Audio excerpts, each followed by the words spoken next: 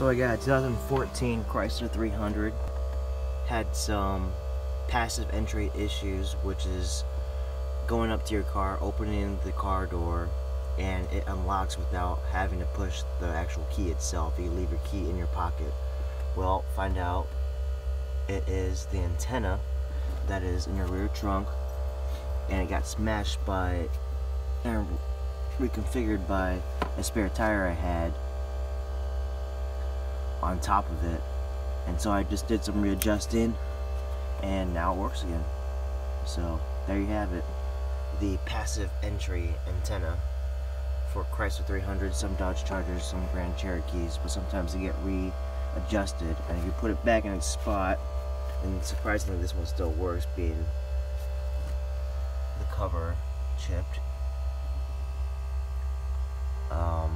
it worked, and it's perfect now.